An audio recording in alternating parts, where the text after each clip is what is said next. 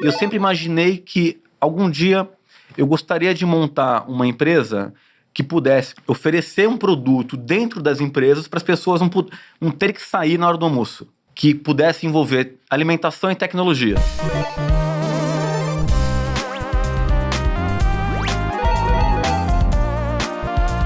Eu sou Paulo Silveira. Eu sou Rodrigo Dantas. E nessa 10ª temporada a gente está trazendo hoje o Luiz Felipe, CEO e fundador da Cozy. Lembrando você que essa 10ª temporada é trazida pela Alura para Empresas, que é onde você vai encontrar como que a gente acelera a sua equipe de tecnologia, porque esse é um problema que toda startup, toda grande corporação está enfrentando. Não é só por causa da escassez de mão de obra e tecnologia. É porque hoje a gente muda muito de time, de produto, e a gente precisa fazer esse reskilling em outras skills, hard e soft, em outra tecnologia. Então vai lá em alura.com.br/empresas para entender como que funciona o nosso produto e como que nosso time pode conversar com você para alinhar muito bem essas formações.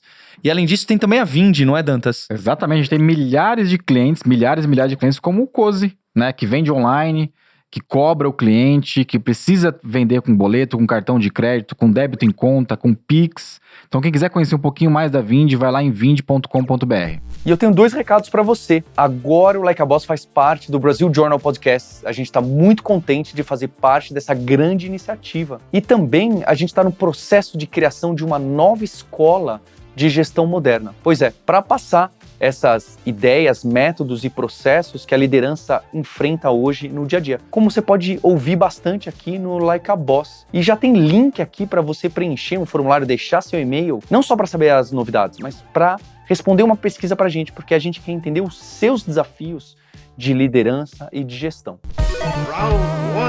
Luiz, eu queria saber qual que é a dor que você estava sentindo que você fala, já sei, vou criar a Cozy que tem esse modelo. O que você estava pensando? Você falou, não, eu vou montar uma empresa, vou montar uma startup aqui no ramo da alimentação. Porque eu vou te falar, hein, Luiz, quando alguém fala, não, tô montando aqui uma startup, envolve comida, eu já falo, não, pera lá, comida já é aquele pesadelo, certo? Que é perecível, logística e tudo mais.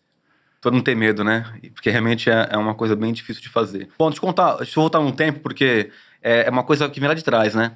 Eu, quando trabalhei na área de tecnologia aqui em São Paulo, passei por muitas empresas, né? E sempre na hora de almoçar, era um perrengue. Tipo, dava meio dia, olhava pro lado, e aí, vamos almoçar onde hoje?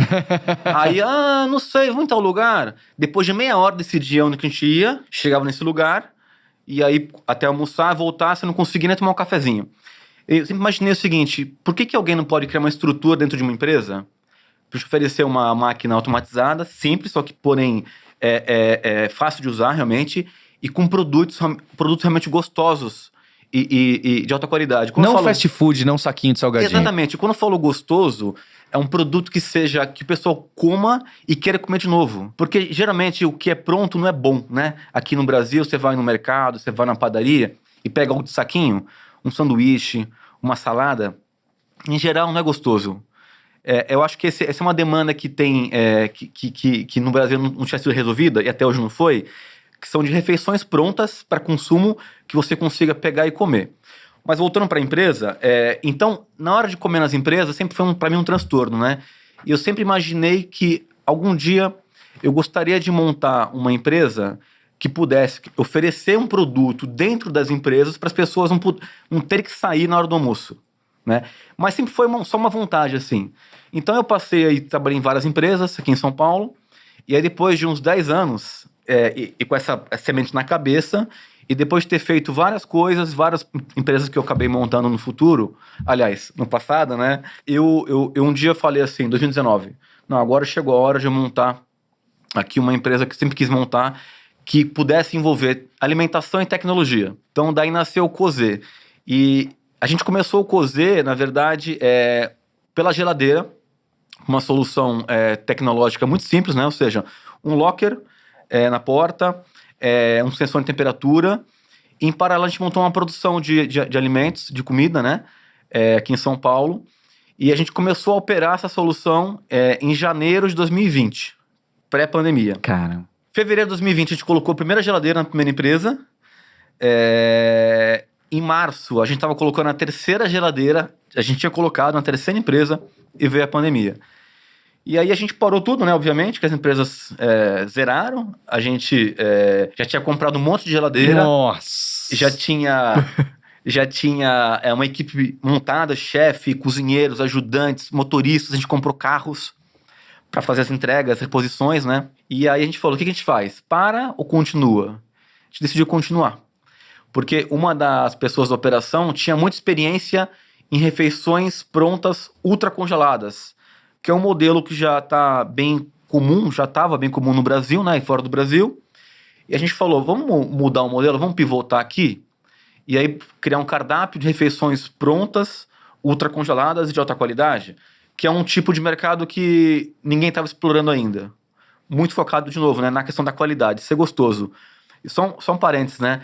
Pra gente, pra mim, ser gostoso é uma estratégia. Porque quando é bom, a pessoa quer comer de novo. Uhum. Então, obviamente, o preço tem que ser razoável, né? E realmente, até falando um pouco disso, e já volto para a história da geladeira e do congelado, é difícil você conceber, criar um produto, uma comida, uma refeição, que seja muito gostoso a um preço bem barato. É bem difícil. Esse é o desafio de quem tem um restaurante, quem tem uma indústria, né? Porque você tem que combinar os insumos de alta qualidade, que geralmente são caros. Depende de como é criado lá um boi, uma galinha, o peixe de cativeiro, é peixe pescado, sabe? Então, tudo isso influencia no preço do insumo, e quanto melhor o insumo, melhor o produto. Então, é uma coisa que ela é um depara, sabe? Mas você consegue fazer uma coisa razoável, ou seja, entregar um produto realmente de alta qualidade a um preço razoável. Enfim, voltando ao início da pandemia, né? Então a gente decidiu realmente montar essa operação de ultracongelados, e a gente já viu o modelo, em vez de geladeira, vender online. Então a gente subiu uma plataforma de e-commerce em questão de 2, 3 semanas. Que você desenvolveu, né? Exatamente, que eu desenvolvi ao longo dos anos. Então foi assim, pra gente foi muito rápido fazer, né? E aí, em questão aí de 3, 4 semanas, a gente começou a rodar essa operação nova. E qual operação? O B2C, venda de comida pronta, ultracongelada, de alta qualidade, com entrega própria em toda a Grande São Paulo, né? Que é o modelo que eles chamam de DNVB. E daí a gente começou a vender, e a gente começou a vender bastante, né? Em 2020. E aí, obviamente, aquisição de usuários em mídias tradicionais, que a gente já chama tradicional, né? Então, Facebook, Google, Instagram. A gente começou a dobrar a receita mês a mês. Isso até o final do ano, de 2020. Chegou no final do ano, a gente tinha um espaço, nossa sede, uma garagem muito bonita, né? Que a gente decidiu montar uma loja conceito. A gente falou, vamos montar uma loja para ver o que acontece? Vamos, né? E a gente investiu ali um pouco de recurso, montou uma loja em 3 semanas, isso em dezembro de 2020. Caramba. E aí a gente decidiu, vamos comprar mídia pra loja, ver o que acontece? E daí a gente ficou surpreso, cara, que as pessoas adoraram a loja, porque... Tangibiliza, né? Exatamente, porque embora essa coisa do digital, todo mundo quer comprar online, é legal e faz sentido, é mais prático e tal, mas você acaba perdendo o contato com o atendente, em você ver o produto. Então a gente percebeu isso, que as pessoas queriam ir na loja. E quem comprava online gostou de conhecer a loja, quem não conhecia o online conheceu a gente pela loja, e a gente conseguiu criar recursos na plataforma do Pick and Go, por exemplo. A pessoa está indo para casa, compra no carro, passa na loja e pega o produto. Então a gente começou a brincar muito com essa história do Omnichannel, né? Que está muito no começo pra gente ainda, porque a gente tem 2 anos de empresa. A gente faz agora 2 anos de empresa, em abril, né? E aí virou o ano 2021... começou a vir um resultado rápido da loja que a gente montou, e aí logo em abril, maio, a gente falou assim, escuta, vamos montar uma segunda loja? Vamos. E a gente fez um estudo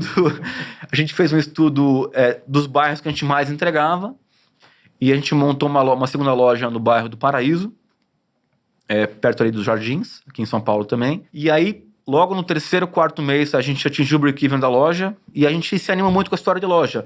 Mas, obviamente, não deixando de lado o site, né? Então, o site é um grande canal de vendas, obviamente, mas a gente acredita muito na questão do multicanal, que eu acabei não falando até, né? Até quando eu consegui o projeto lá atrás, da história das empresas geladeiras, para mim sempre foi muito forte a questão de começar pela empresa e depois ir para o B2C, ir para o online, ir para a loja. Então, mas a pandemia inverteu isso tudo. Uhum. Então a gente está fazendo, na verdade, o que a gente ia fazer, só que a gente inverteu completamente, né?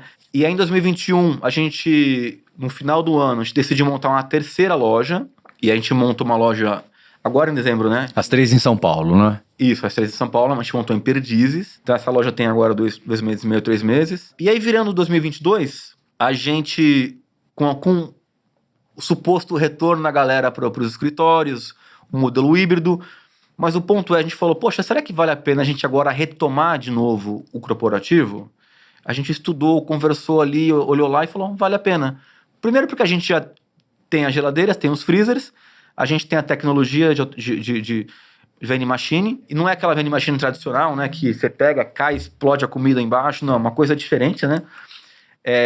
A gente tem os produtos, a gente tem mais de 150 SKUs, então a gente decidiu retomar o mercado agora do B2B, inclusive a gente imagina que nesse mês a gente vai voltar na primeira empresa com esse modelo, e aí a gente vai estar presente em 3 canais distintos, né?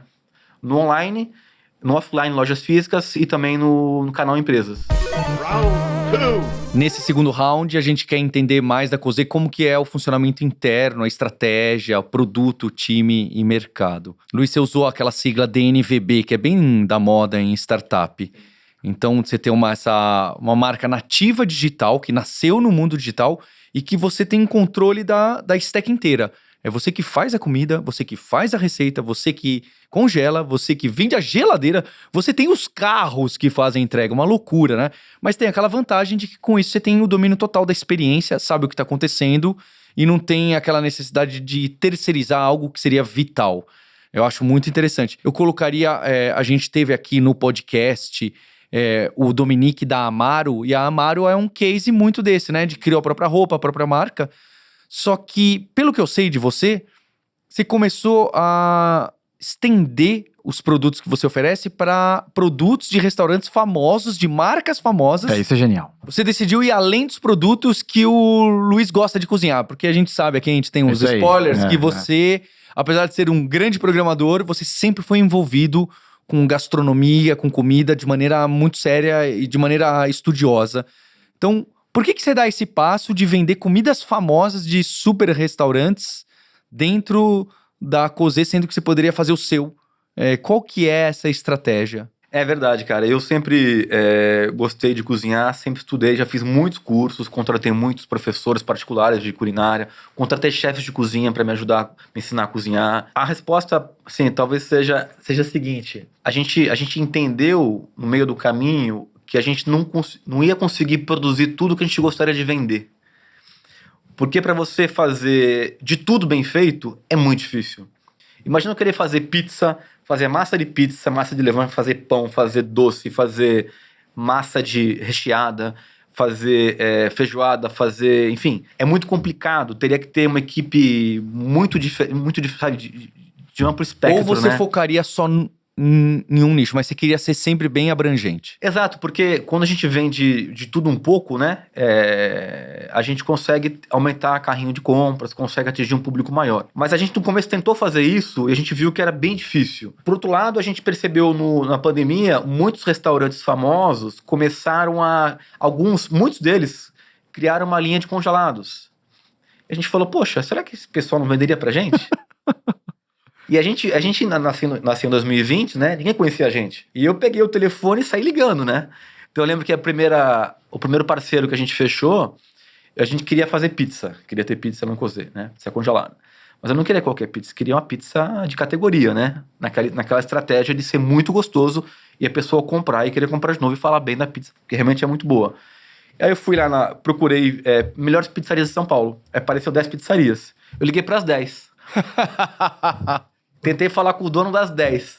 Um quis me vender. E aí a gente conseguiu vender e até hoje vende essa pizza que, inclusive... História, né? Qual que é mesmo? É de uma pizzaria muito boa. Essa pizza da Carlos Pizza. Bem muito famosa. boa mesmo. Eu sou cliente do Cozê e eu compro Carlos Pizza. Essa pizza realmente é fantástica. Muito boa mesmo. E olha que estratégia, uma lição de startupismo. O Luiz, que não é novato em startup e empreendedorismo, ligando para os 10 possíveis clientes. Não. O outbound raiz. Não, o Luiz, que é programador, que é investidor anjo, foi o primeiro investidor da Vindi, foi investidor da IDWall, tá montando uma empresa depois de exits, Pegando o telefone. pegando o telefone. Tem muita startup, empresa que vai criar um squad pra fazer essas ligações, não é? E você foi lá, não. Eu tô montando, eu vou ligar pra ver, pra fazer o teste de hipótese, pra sentir a dor do cliente, ouvir o que o dono, o que a dona tá falando. Então, acho que essa é uma lição muito forte de você estar totalmente amarrado, entendendo o negócio em sua totalidade. Sim, a gente, foi engraçado, né? Assim, na verdade, assim, tá sendo muito divertido, cara, a operação. E esse é um dos componentes pela qual fazer parte do projeto, né? Obviamente, a gente quer montar uma empresa que seja lucrativa, que ela dê retorno para os acionistas, para os funcionários e para a sociedade, de maneira geral. Mas tinha que ser divertido, porque acho que hoje em dia, né, ainda mais pós-pandemia ou ainda na pandemia, as pessoas estão buscando algo a mais. Não é só o financeiro, não é só montar uma empresa, empreender. Tem que ser divertido. E tá divertido. Então, pra mim foi muito divertido ligar pra essas pizzarias. E eu fico imaginando, porque startup que envolve comida, envolve trabalhar com um restaurante, eu fico imaginando hoje você bater na porta de uma padaria, de um restaurante e falar, eu sou de uma startup, eu acho que o dono já te joga de longe o telefone assim na sua cabeça, uma pedra na sua cabeça, porque ele não aguenta mais, certo? Quantas startups não estão tentando trabalhar, não necessariamente com delivery de comida, acho que com delivery é mais complicado ainda. Então, você quebrar essa barreira e ter marcas famosas de restaurantes em São Paulo vendendo pra você que ainda não é famoso, Exato. mostra que você achou. O Product Market Fit existe. Existe. Porque é um mercado difícil de entrar. Restaurante, ninguém quer mais falar, não, vem aqui, vamos agendar uma hora pra conversar comigo. Essa pessoa não tem essa uma hora pra conversar, ele tá lá fazendo a pizza. Ainda mais marcas muito famosas. Quais, por exemplo? É isso que é a pergunta. Quais são as marcas famosas que você tem lá? Olha, a gente tem a Carlos Pizza, a gente tem, por exemplo, a feijoada do Bolinha, que é uma feijoada muito conhecida dos paulistanos. Muito, né? acho que é a mais famosa, né? A mais famosa. A gente tem a paella do Pepe, aqui do Ipiranga, que também é muito famosa. A gente fez assim, o modelo é muito híbrido, né? Então, tem parceiros que já tem um produto pronto, tem parceiros que não tinha nada pronto, a gente fez com ele o projeto, a gente foi pra cozinha dele, discutiu O que congelar e como congelar. o que congelar, como congelar, Incrível. em qual embalagem, degustação, teste de congelamento. Então, essa é a parte fã do projeto, né? Demais. Tá, as pizzas, bom, isso é uma coisa até falar aqui da barigota, né? Esse é um efeito colateral do projeto, a gente engordar um pouquinho, né? Mas eu tô aprendendo com o pessoal que tem que provar e talvez não engolir, né?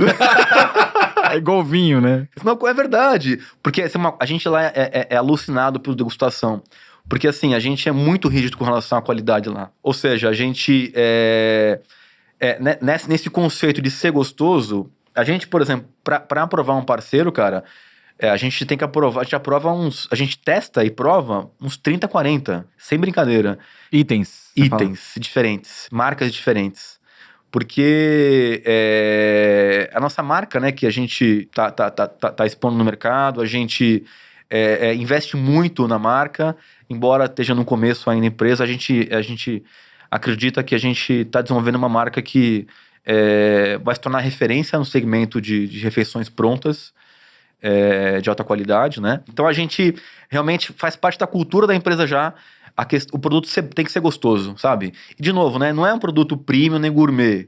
Embora seja de alta qualidade, é um produto que a gente acredita muito que ele é democrático, né? E com o volume de vendas, a gente acredita que consegue ser ainda mais democrático. Legal.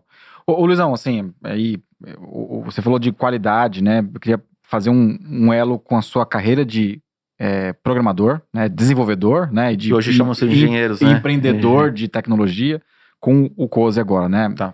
Eu e o Paulo, a gente investiu no Cozy, né? E na primeira visita que eu fiz na cozinha do Cozy, eu fiquei impactado, que parecia um negócio, parecia um negócio que não existia. Laboratório espacial. Um laboratório, tudo automatizado, tudo limpo, nem parecia uma cozinha, né? O quanto que isso veio da cabeça que você tinha de gestão de projeto? Porque você desenvolveu software na sua vida inteira. Você consegue sentir que isso foi um ingrediente importante para esse... Ou é só um toque mesmo? Acho que um pouco dos dois, com certeza. Assim, eu acho que por eu ser fora do segmento de alimentação, de food, né? Então eu não tinha nenhum vício, nenhuma cultura antiga do segmento, né? Então, e quando a gente fala hoje de food, que é um mercado ainda que eu acredito que ainda não sofreu a disrupção como outros mercados, o pessoal sempre pensa em comprar o equipamento mais em conta, pular processo, não seguir as regras sanitárias, sabe? Fazer, às vezes, não com tanto capricho.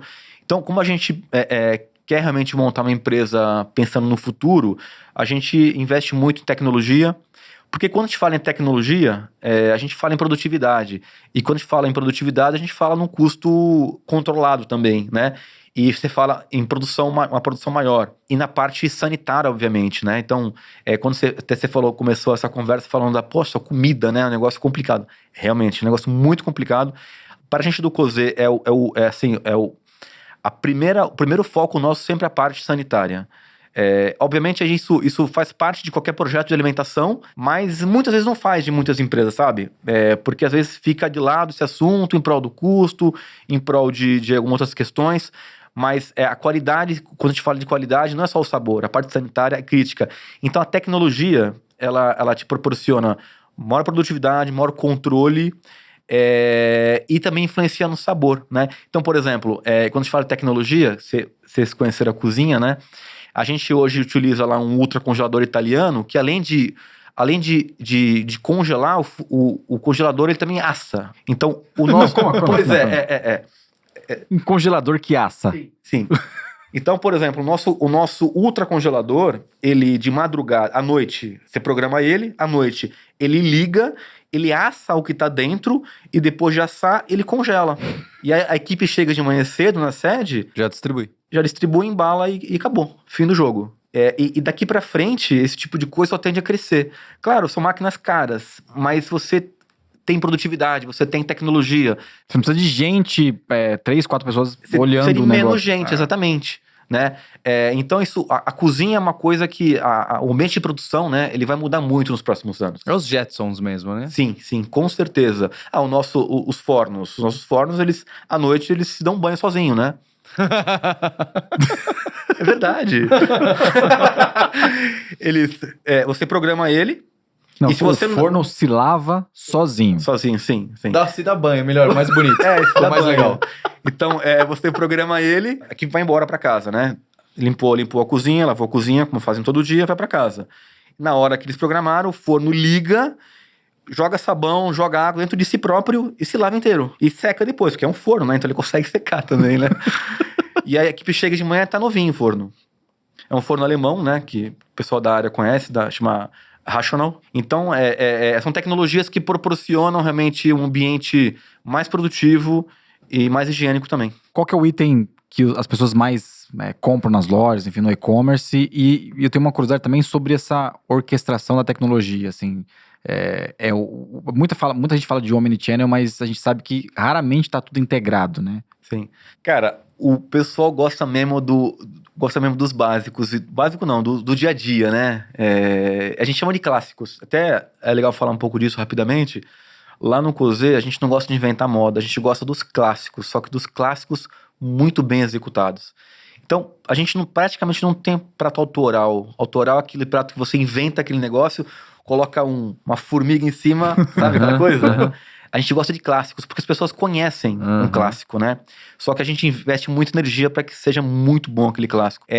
Então, o pessoal gosta de estrogonofe, carne de panela, picadinho, isso dos pratos brasileiros. A gente tem os pratos europeus, por exemplo, então tem um cassoulet, bife bourguignon, que são pratos que o pessoal gosta de comer também, né? Pratos orientais, então yakisoba Xangai, pad thai, frango xadrez. Nossa, esse episódio é um trigger atrás de outro, né? O pessoal do backstage aqui, que manja de restaurante, deve estar, assim, numa situação já entraram no Cozê complicadíssima. Imagina os Zeds que vão aparecer no YouTube. Imagina os Zeds que vão aparecer. Olha lá, o pessoal tá no site. Imagina os Zeds que vão aparecer, vídeos relacionados que vão aparecer aqui, que a AI vai dar de sugestão no YouTube, vai ser, no mínimo, interessante. Então a gente gosta muito da história dos clássicos. A gente lançou agora na Páscoa clássicos portugueses, com bacalhau, obviamente, né? Então, porque não tem realmente na hora da venda. Então, o pessoal busca os clássicos. Bom, com relação à tecnologia, como é que a gente faz ela hoje? A gente desenvolveu in-house toda a nossa stack de tecnologia. Então, a plataforma de e-commerce é proprietária. A ferramenta de atendimento a cliente, o CRM, também é proprietário. A gente criou uma ferramenta única que ela integra WhatsApp, Facebook, integra Instagram, integra e-mail, integra ticket. Então, quando uma pessoa entra em contato com a gente, não importa o canal que ele entra em contato, a gente sabe exatamente quem é a pessoa, o que ela comprou no último pedido. Então, a gente consegue atender muito rápido, de maneira precisa. E o cara, a gente investe muita energia para trazer um cliente, então a gente não pode perder um cliente. Então, por isso que a gente investe tempo em tecnologia para a gente conseguir dar um atendimento eficaz, preciso e rápido.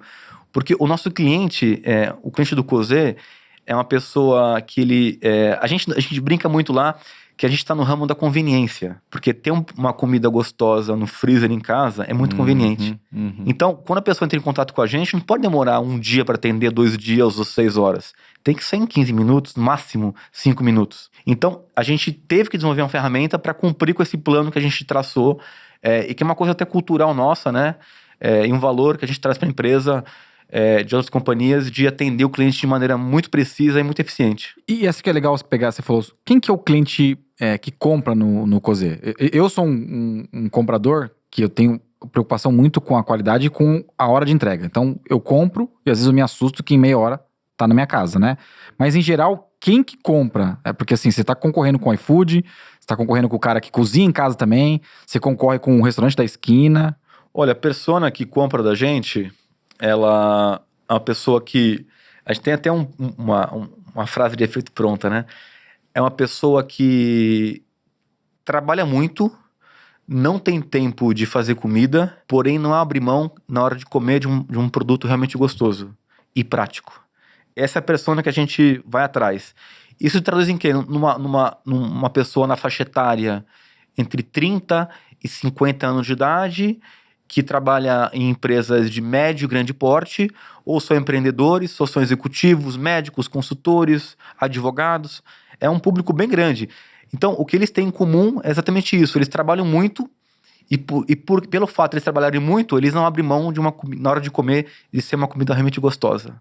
Luiz, acho que, voltando no assunto do stack inteira, de você dominar, você ter até o carro de entrega, Sim. ou algo assim, não é? Sim. E também do desenvolvimento. Então, a gente tem um público grande também.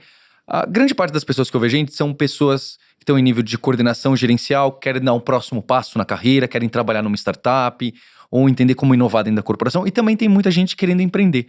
Tem uma parcela da audiência do Like a Boss, que são pessoas que programam, engenheiros e engenheiras de software, como você, como eu. O Dantas aqui tá em minoria nessa mesa. Mas... E aí eu vou fazer aquela provocação crítica em relação a você e seu time ter desenvolvido in-house o CRM, o e-commerce, o pagamento, o não sei o quê e etc. É óbvio que há uma vantagem. Você controla toda a experiência que você tem de relacionamento com o seu cliente. Você tem uma experiência única. Não é um e-commerce white label que todo mundo é igual, não é... tem um monte de vantagens. Ao mesmo tempo, construir tudo isso do zero é um enorme investimento, não só de dinheiro, como de tempo. E também tem aprendizado que outros e-commerces já aprenderam, que você tá tomando essa porrada agora. Como que fica esse jogo? Porque eu sei que você é uma dessa pessoa que gosta muito de mão na massa, operação, construir tudo e ter total domínio do que tá acontecendo. E que é engraçado eu te colocar essa provocação, porque a Lura também é assim, né? A Lura foi assim também bastante. A gente construiu o LXP, o LMS do zero, mas aí tem um porém. Eu sei que você vai falar. Em 2011, 2013 não havia LMS. Você me virar e falar, Paulo, porque em 2020 não havia e-commerces bons o suficientes pra mim, eu vou falar, pera lá. Então eu quero entender isso, mas também deixar aqui, tá? Apaziguar essa pergunta. Me dá inveja toda essa sua capacidade e potência de realizar isso. Claramente, eu falo, pô, como que eu não consigo, usando o software que existe, não consigo... E tá lá a equipe do Cozê fazendo do zero e colocando no ar e customizando e criando uma plataforma própria. Como fica esse balanço? Como fica esse questionamento pra você e até pra equipe? É uma pergunta capciosa, né? Bom, você respondeu parte da pergunta já. Eu acho assim, eu sou muito ligado à inovação, né? Então, assim, diariamente eu estudo o que está acontecendo em várias empresas ao redor do mundo, nos blogs americanos, europeus, para ver as tendências de mercado com relação ao atendimento ao cliente, a vendas, a marketing. O ponto da gente fazer quase tudo em casa Bom, acho que muitas das coisas que a gente usa já estavam prontas também. Que vem de outros carnavais, sabe aquela coisa? Aham. De outra ideia de startup, de outro momento de vida. Isso. Que você aproveita. Porque uma coisa que pouca gente fala no mundo de software é reaproveitamento de código. Você aproveitar um código existente que funciona. Por que você vai fazer do zero se funciona bem? Só porque está usando uma tecnologia mais moderna, se funciona bem? Não faz sentido. Então, não vou comparar com um banco tradicional, mas até pode comparar. Se tem um banco tradicional... Tá tudo funcionando. Tá tudo ali. funcionando, os caras ganham bilhões por ano. Vai ficar migrando o sistema, né? Exatamente. Então, assim, a gente, para ganhar tempo... Mas por que a gente faz isso? Então, eu vejo uma oportunidade de integrar um novo canal de atendimento ao cliente. Então, por exemplo, quando o Instagram habilitou para você integrar via API as mensagens diretas do Instagram, o Direct Message. Que até outro dia, um cliente mandava uma mensagem no Instagram, ficava lá 500 anos. Pô, o cara quer comprar o seu produto e ninguém responde. Pelo amor de Deus, cara, você investiu lá no Facebook pro cara chegar no seu perfil e ninguém atende o cara. Eu fico me coçando inteiro, não tem condições. Aí você vai procurar uma empresa que tem a solução, ninguém tem a solução, Paulo. Eu vou lá e faço. Essa é a resposta, na verdade. Então, para tudo... Então, por exemplo, outro exemplo. Vai lá, a Apple lança no Brasil o Apple Pay, certo? Certo. Ou seja, com um clique você comprou. Fricção zero. Vai procurar um gateway que tem no Brasil Apple Pay. Não tem. Tem um ou dois. Então, assim, aí eu vou lá me desdobrar para tentar integrar eu mesmo. E os que tem, na verdade, nem te atendem, porque só tem empresas gigantes. Só os globais, né? Exatamente. Então, assim, para eu ter acesso à tecnologia de ponta, eu não consigo, a gente não consegue. É muito difícil. Então, sempre nessa ideia de estar um passo à frente, a gente acaba tendo um pequeno perrengue, que na verdade também a gente encara como diversão, sabe? Então, assim, a gente acha que... Mas também tem um segundo motivo, né? Pode ser que lá na frente, um desses serviços, um desses softwares, possa se tornar uma empresa futura. Já que pra gente deu tão certo e fez funcionar o atendimento ao cliente, fez funcionar a venda, a gente pode pegar isso e amanhã, por algum motivo, caso o negócio principal ande de lado, por uma série de fatores, a gente possa pegar uma área da empresa que deu super certo, já atende muito bem o cliente, a gente vende muito bem online, converte muito rápido, a gente pode pegar isso e virar a nosso favor e de repente chavear a empresa ou montar uma segunda unidade com um segundo modelo de negócio. Como de alguma forma você já faz congelando a comida dos outros. Se você for pensar, você já tá fazendo isso bem, deixa eu chamar os restaurantes que já fazem a comida boa para participar aqui Podemos dizer que seria mais ou menos isso. Eu queria fazer uma pergunta para você. Eu conhecendo o Cozy e sendo cliente também, eu sempre fico... eu questiono como é que é o posicionamento das empresas que fazem comida congelada, porque já teve um hype, né? Acho que pelo menos uma dezena de startups ou empresas tentaram fazer comida congelada em escala, mas eu sinto que as pessoas no geral têm um pouco de preconceito com comida congelada, né? E eu sei que você se posiciona diferente, né? Sim. A gente realmente, no Brasil, né, tem essa questão, o pessoal tem um pouco de... Pouco não, né? Tem muito preconceito contra comida congelada. Isso não é global? Não é global, cara, porque se pegar a França, por exemplo, lá eles têm uma empresa gigante que tem mais de 1000 lojas de comida congelada de alta qualidade. De marca premium, não é aquela coxinha frita. Não. Inclusive tem restaurantes, muitos restaurantes na França compram refeições, os produtos dessa empresa e regeneram. Regenerar é um termo técnico de você esquentar o produto de uma maneira que ele mantenha a textura e o sabor. Dentro chama regenerar. Até tem muito restaurante Michelin aquela... Tá de brincadeira. Sim, tem restaurante Michelin. Na verdade, a maioria deles hoje no mundo tem uma segunda cozinha de produção, que eles chamam, que eles preparam tudo ali, ou resfriam ou congelam. E aí, na hora de servir no outro restaurante, eles regeneram, eles esquentam e descongelam em banho-maria e empratam. Meu mundo caiu agora. É verdade. Pra você ter ideia, o pessoal, nessa cozinha de produção, eles chega a carne, porciona a carne, tempera a carne, cozinha, grelha a carne, já deixa cozida no ponto que as pessoas vão pedir, e aí coloca no saco de vácuo, ou resfria ou congela. E tá ali, certo? Manda pro restaurante. Quando alguém pedir um filé ao ponto, aquela carne que já foi grelhada ao ponto, tira do vácuo, aliás, com o vácuo ainda no saquinho, descongela no banho-maria ou no forno especial, Descongelou, passa ali na chapa ali um minutinho para dar uma douradinha e tá pronto. Ou seja, a gente não, o mercado acredita que o futuro do restaurante é você não ter uma cozinha mais. Ou você ter uma cozinha minúscula para você só regenerar aquele produto. Caramba. É Tem incrível, essa né? provocação. Tem. E vou falar, a comida ela fica literalmente 99% do sabor, da textura do dia que foi produzido. É tecnologia, né?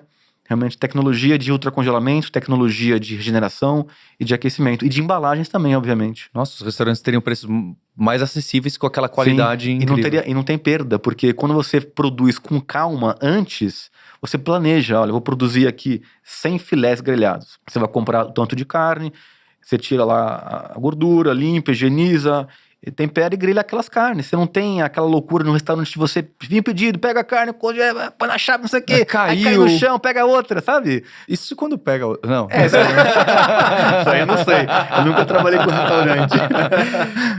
Mas é uma coisa assim, a gente... É até legal falar um pouco disso, porque isso evita desperdício também. É sustentável, muito Esse é um bacana. grande problema global, É o sustentável. desperdício, né? Sim. Até uma coisa, a gente investe muita energia na questão da qualidade, que a gente já falamos aqui, mas uma grande parte dos insumos que a gente trabalha são sustentáveis ou são orgânicos lá no Cozê. Né? Então, quando a gente fala da qualidade, não é só o sabor e não é só a parte sanitária, até a parte de como a proteína, como o animal ele é criado, sabe? Então, por exemplo, o nosso picadinho é de carne de boi que toma sol, boi que come grama, é de uma fazenda sustentável, sabe? Então, isso se traduz em sabor do produto e também em qualidade. E você é o que você come, né? Inclusive, tem uma máxima nova na nutrição que é: você é o que a sua proteína come, ou você é o que a sua comida come. Caramba. Então, você comer uma carne cujo boi comia grama, ou que a galinha come minhoca, né? No caso de animais orgânicos, aliás, animais criados soltos, né? Então, isso reflete muito na nossa saúde, né? Então, a gente pode dizer que, baseado em tudo que eu falei com relação aos restaurantes, que já fazem isso há um bom tempo, é só uma questão de tempo até as pessoas descobrirem que dá sim para fazer comida congelada, muito gostoso, e que não é como a comida congelada como todo mundo conhece há muitos anos. Vergonhosamente, eu ainda não comprei na Cozê. Então, o que você tá me dizendo, eu achava, quando você vê, eu não entendia essa proposta. Eu achava que era, nós fazemos alimentos bons congelados. E não que a parte do congelamento você faria... A parte do congelamento é uma parte que você faz melhor que outros. Sim. Que esse processo de congelar, se eu comprar de você, até essa parte é feita de uma forma diferente, logo vai ser melhor. Não porque o produto que foi congelado já é bom, mas porque foi congelado de uma maneira também diferente num processo estudado. Então tem vários passos aí que são compostos para me trazer uma experiência diferente e ajudar a quebrar essa barreira do alimento congelado. Exatamente. Não é só o congelamento. Tem um processo de congelamento que chama-se cook and chill, que é você cozinhar e resfriar rapidamente. E tem uns equipamentos que te permitem você fazer essa técnica, e embalagens especiais também, né? Qualquer embalagem que a gente utiliza, embalagem que pode ser aquecida na banho-maria e que não libera nenhuma toxina para o alimento, né?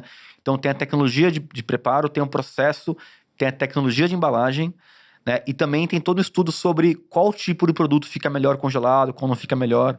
Então realmente é um novo paradigma na indústria de alimentação. A gente diz muito que a indústria agora de alimentação é a próxima a ser reinventada, como foram outras indústrias nos últimos anos. E ainda com relação à parte de ultracongelamento, e na história dos parceiros, dos restaurantes famosos, a gente está levando agora a nossa tecnologia e o nosso processo, o nosso aprendizado para o parceiro, que ainda não fez isso, para que ele consiga viabilizar que uma parte da operação dele seja produzida dessa maneira, para que a gente consiga distribuir no nosso canal de vendas, seja ele na empresa, seja na internet ou seja numa loja física. E tem parceiros novos entrando nesse formato. Exatamente, parceiros novos entrando nesse formato. Como eles estão acostumados com uma cozinha tradicional, vamos dizer assim, né? Que o cliente pediu cozinha e entrega. Então, como a gente tem esse conhecimento, a gente está unindo o útil ao agradável. Ou seja, uma marca famosa que quer entrar no projeto do Cozê, a gente agrega o nosso conhecimento, a nossa tecnologia.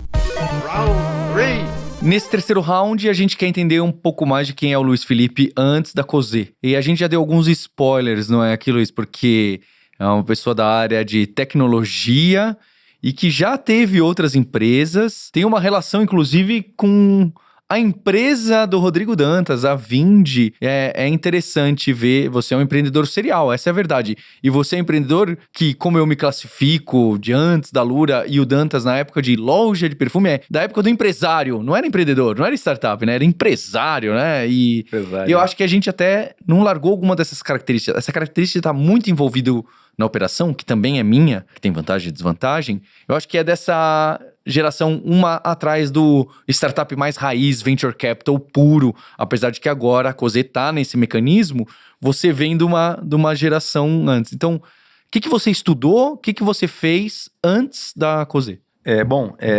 A primeira empresa que eu fundei, né, depois que eu saí do mercado de tecnologia, foi uma empresa de games, foi a NetCartas. Ela foi fundada em 2006. Na época eu tinha um emprego, né? Eu era analista de sistemas de uma consultoria de meio de pagamento. E eu decidi, do nada, assim, me deu vontade de montar uma empresa de games, né? Eu acho que eu já refleti muito sobre isso, né? Eu, quando era pequeno, joguei muito buraco e tranca com meu avô. Olha. E aquilo, de certa maneira, ficou na minha cabeça, sabe? Eu não sei. Mas foi uma coisa assim, meio... não teve um motivo, claro. Mas tentando associar, eu acho que foi isso. Para resgatar, talvez, os bons momentos com meu avô. Olha que legal. Bom, mas e aí, em 2006, decidi montar uma empresa de games e fui lá e comecei a desenvolver. Na verdade, antes de desenvolver, eu fui pesquisar quais tecnologias eram necessárias para montar essa empresa de games. Isso ou era Flash ou Applet em Java. Exatamente. E na época eu não conhecia nenhuma das duas, né? E aí eu tive que começar a estudar para poder trabalhar na tecnologia do game, que na época era o Flash, né? Mas estudar o quê? Você fazer curso ou revista, assim? O que você fazia? A internet. A internet. Com certeza, internet. Na época ainda comprava uns livros, né? O livro era bem forte. É até engraçado dizer como foi a história do NetCartas, como eu comecei a fazer o... Vai lembrar que NetCartas foi um dos principais, se não o principal site de cartas do Brasil. Foi. Sim, então a gente quando lançou o NetCartas em 2007, no ano seguinte, tinham talvez 2 empresas de games no Brasil, né? Foi bem assim, foi bem no comecinho, né? Até a questão de ser no comecinho é legal, né? Porque você acaba... o usuário final acaba não tendo opção, porque não existe, né? Você tá meio que criando o mercado, sabe? Então, foi legal naquela época que a gente meio que criou o mercado no Brasil com outras empresas, né?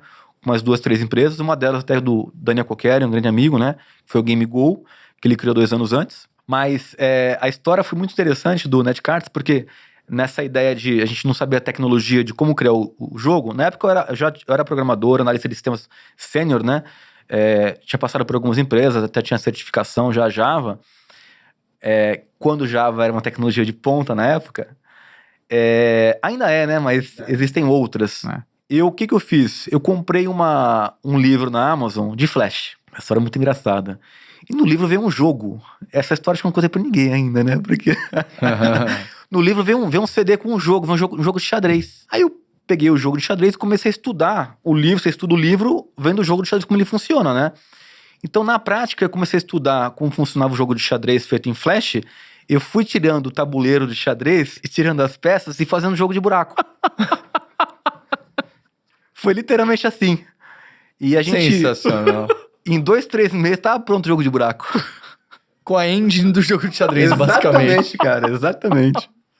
É naquela ideia de você desmontar alguma coisa e fazer outra em cima, sabe? A moto em cima do carro. Sabe quando você vê aqueles carros customizados na rua? Mas o que é isso, sabe? Aquela Lamborghini que pegaram o Fusca e fizeram Lamborghini. Você fala, mas tá andando, né? Aquele Uno, como é que fala? O Uno que o cara corta em cima e faz uma picape Uno. Né? Olha, mas a verdade é uma só, foi assim mesmo, viu? Porque eu podia ter primeiro estudado a tecnologia e depois pensar como eu vou fazer o jogo. Não, você foi lá... Eu peguei um jogo pronto, é um jogo, tem um player, tem pontuação, tem o turn, que é a jogada do cara, tem o game over, tem o start. Então, os princípios são os mesmos. O game loop, né? A engine, isso. Você pegou de lá. Inclusive, tem muito carro de corrida que ele é feito baseado em outro carro de corrida, né? Na NASCAR e tal, tem coisas que são assim. Eles compram um carro zero, eles aproveitam a estrutura do carro, a carcaça. Troca tudo. Troca o que ele acha que tem que trocar e o resto fica igual, né? O ponto a gente colocou no ar o site em 2007. Foi engraçado na época que coloquei no site depois... Eu fiquei 1 ano desenvolvendo o jogo, né? Foi bastante tempo na época. Porque eu tinha um emprego, precisava trabalhar, pagar o aluguel, né? E eu só tinha tempo à noite e final de semana, né? Então, quando vinha um feriado, eu ficava louco pra trabalhar, porque era o tempo que eu tinha pra trabalhar, era o Era a história feriado. clássica, né? Dos desenvolvedores que começaram os negócios, né? Sim, sim.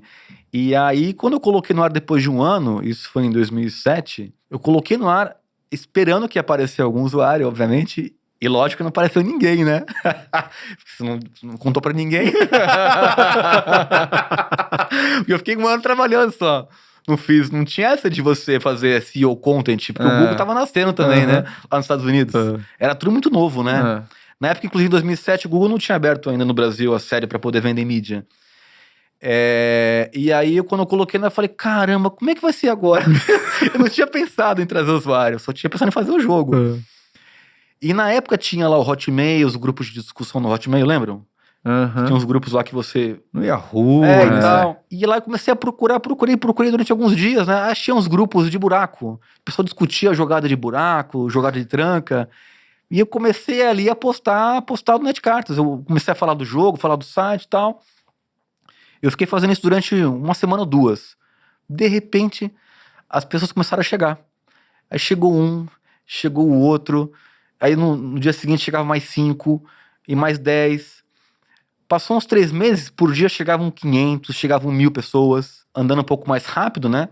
No ano seguinte chegou num ponto que por dia tinham 5.000 novos usuários cadastrando no site. Todos os dias. E aí o negócio começou a ficar agressivo, porque você tinha que... na época não existia cloud, não existia AWS ainda. Era servidor dedicado, você tinha que comprar alugar um servidor dedicado, fazer um contrato, assinar um contrato. Meu Deus do céu, né?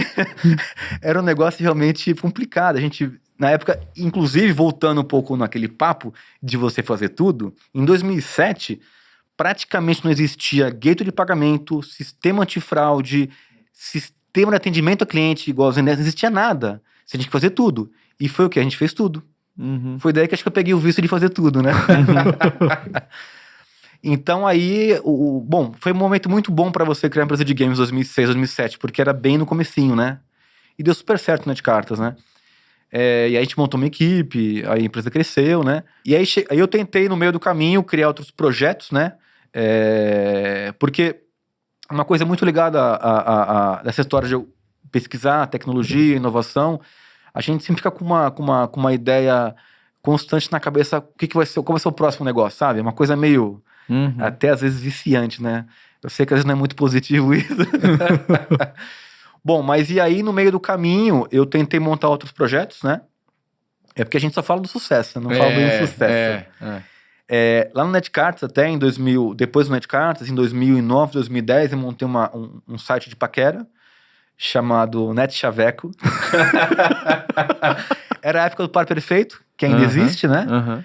Até onde eu sei. Mas foi interessante porque no meio do projeto do Netcartas, ele ainda existe, inclusive ainda hoje, né? Estamos em 2022, uma empresa autônoma, vamos dizer assim. Tem equipe e tal. Mas eu tentei montar 3 empresas nos anos 2009, 2010, 2011. E as 3 não deram certo. Eu investi bastante recurso e energia nisso. Depois do terceiro insucesso, eu tive que estudar. Eu fui estudar, porque não estava dando certo, né? Eu estava fazendo algo muito errado. E eu fui estudar literalmente. Comecei a ler livro, contratei consultor, fui viajar para congresso, assistir palestra. E daí eu caí uma grande ficha. Que eu estava investindo em projetos e não em pessoas. Foi daí que eu entendi que eu tinha que procurar parceiros, empreendedores e founders para montar um novo negócio. E daí que as coisas começaram a mudar um pouco. Ou bastante.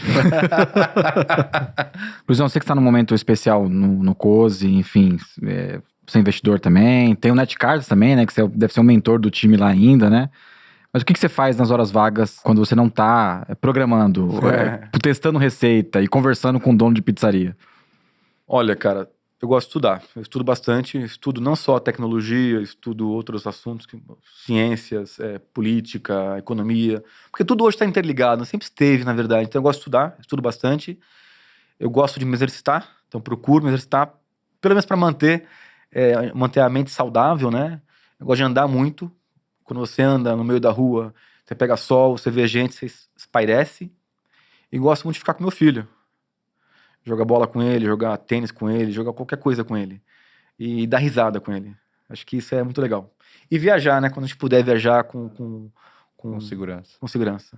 Queria agradecer o Luiz, agradecer você que está assistindo a gente, deixou seu like, seu subscribe. É uma história de um empreendedor serial, mão na massa, mão na operação, com várias lições, do's and don'ts e trade-offs que passam na vida de todo mundo que está empreendendo. Eu acho que o exemplo da história aqui do Luiz é muito forte, toca, não é? Sim. Fala, poxa, isso aqui, poxa, mas eu queria fazer isso. Ah, mas fazer isso também tem essas vantagens. Acho que é uma história incrível e que merece ser contada e ser ouvida por muita gente. Obrigado, Luiz. Bacana, Valeu. foi um prazer. Obrigado, pessoal. Muito legal.